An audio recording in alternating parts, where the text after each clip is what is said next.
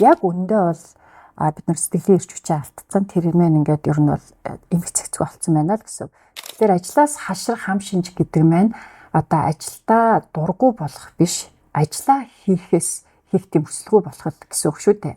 Тэгэхээр яагаад хүн тэр ажлаа хийх хүсэлгүй болж байна? Тэр хүсэлгүй болж байгаа тэр хугацаад штэ. За нэг хэсэг хугацаанд ингээд ажлаа хийх хүсэлгүй болж болно. Гэтэл тэр сэргэж явах хэвээр байтал ингээд маш урт удаан хугацаанд тэр хүсэлгүй хэвээр яваад байна. Ажилдаа дургу байгаад байна.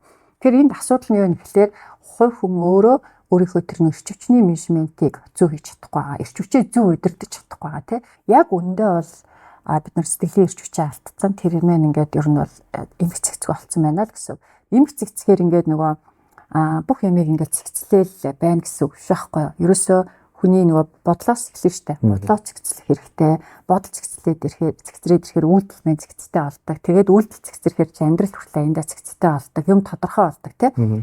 Хүн өөрөө ингээд цэгцгүй байгаад цэгцгүй амьдралдаа дасаад ирэхээр ер нь бол ингээд бүх зүйлийг дутуу орхидог.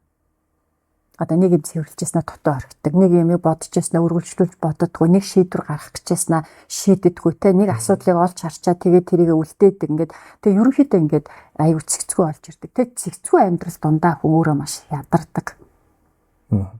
Тэгэхээр ийм жижиг юм өөрчлөлтүүдийг хийгээ яваад ич болно. Тэгэхээр ер нь бол жил болгоны хүн өөрийнхөө өөрчлөлтийн жил гэж өөртөө бодох хэрэгтэй. Тэр өөрчлөлт тэгэхээр айгүй тийм том зүйл биш. Ерөөсөө өдөр тутмынхаа амьдрал жижиг өөрчлөлтүүдийг хийгээл яваад хаа тэр чинь яваандаа айгүй том үр дүн авчирдаг тийм.